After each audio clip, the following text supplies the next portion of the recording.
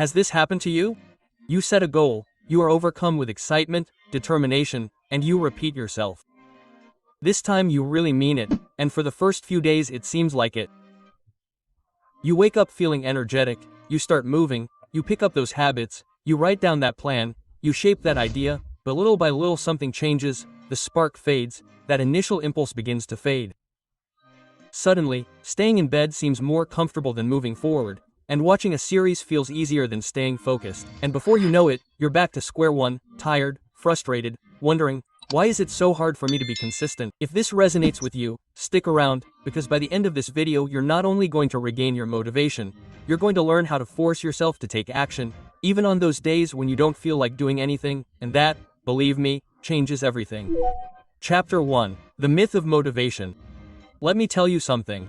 There were two good friends, Andres and Javier.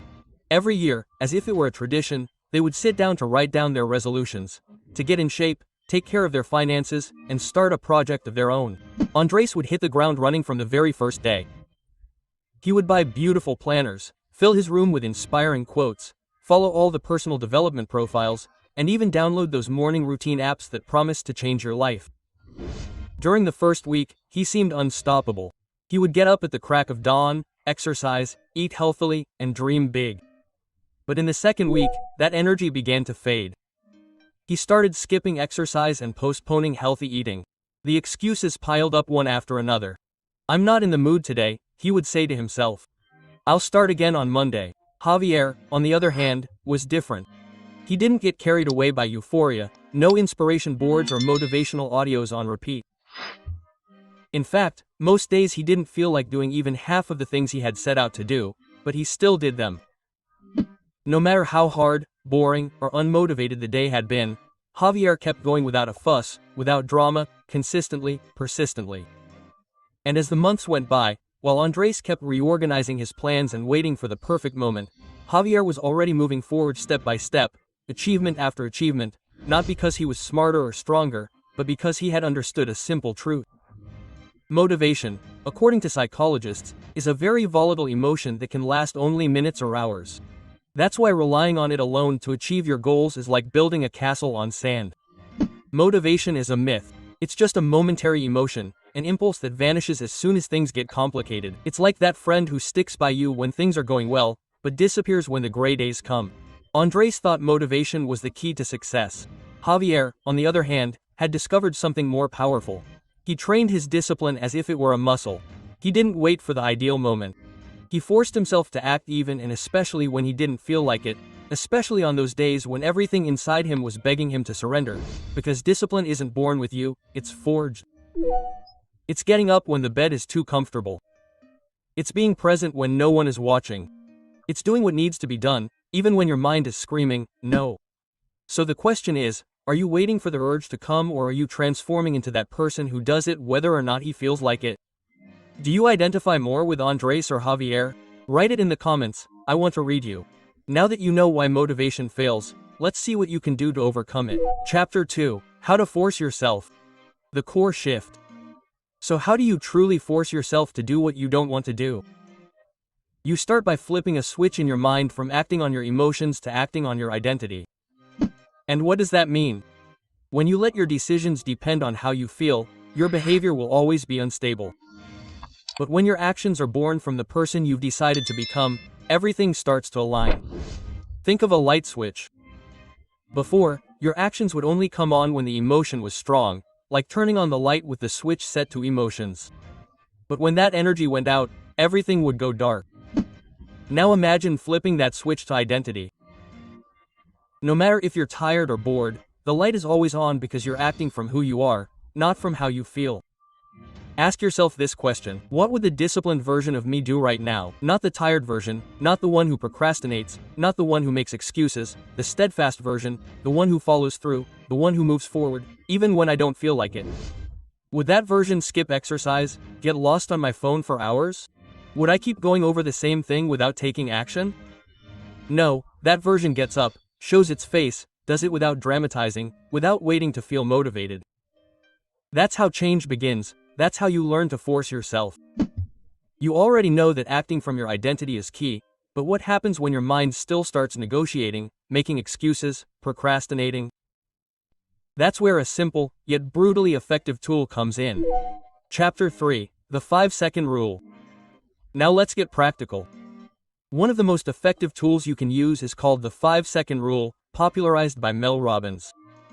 What is it? Very simple.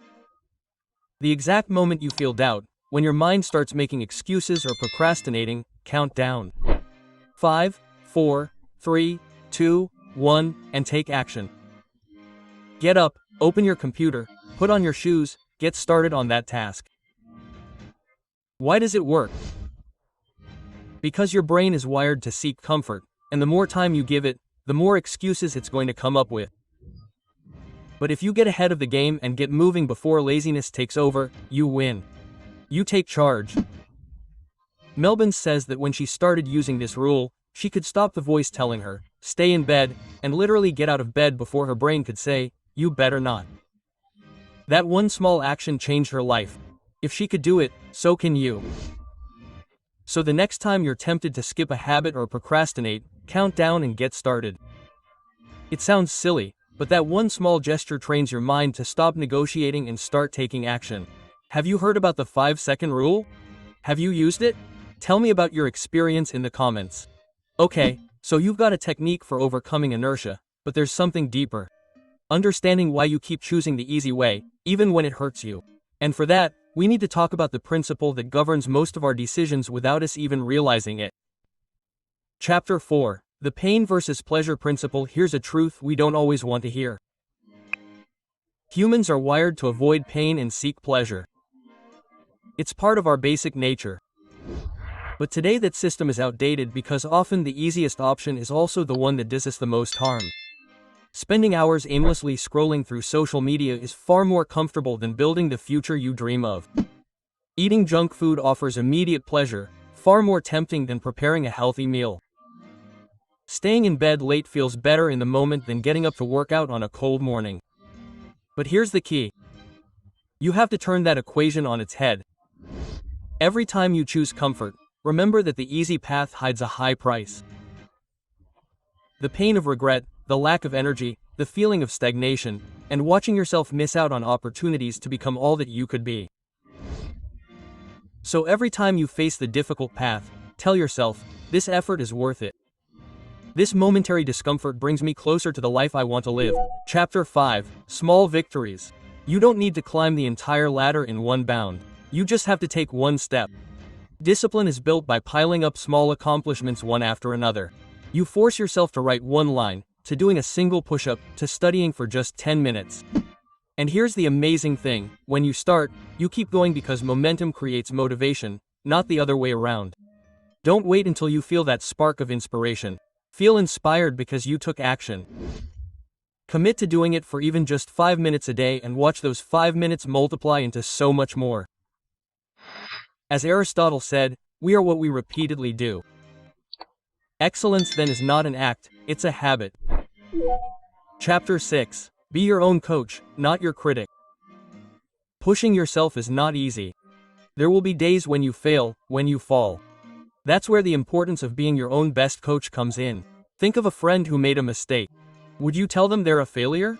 Or would you lift their spirits and say, come on, you can do this? You have to treat yourself with that same kindness and patience. Don't criticize yourself harshly. Don't beat yourself up over a mistake. Be compassionate with yourself. Learn from every setback. Self-compassion is a powerful force that helps you get back up faster, with less weight on your soul. Remember, the fight is not against you, but for the best version of yourself. And if you still hesitate, if there is a part of you that says, I will do it tomorrow, I want you to face the most powerful question there is. A question that cuts through all excuses and connects you to what really matters. Chapter 5, The Deathbed Test. The final push. Now I want you to close your eyes and imagine something. You're on your deathbed, looking back on your life, your dreams, your potential. Ask yourself honestly, did I do what I said I was going to do? Did I let comfort rob me of my future? Because in that moment, you won't care how exhausted you were, or how hard the road was, or how uncomfortable you felt. What will really matter is whether you lived intensely or settled for less. So force yourself now while you still have time, while the story of your life is still being written. You don't need motivation, you don't need the perfect plan. What you need is determination, discipline, and a yes or yes mindset. So the next time you don't feel like it, do it anyway. Force yourself to be that person that you, the future you, will thank you for. You are not weak or lazy. You are just the right environment is missing to achieve your greatness. If you're ready to take a real step, join the 1% Club. It's your Netflix of personal development and seduction. Hit the pinned comment and start respecting yourself the way you deserve. See you inside, yeah.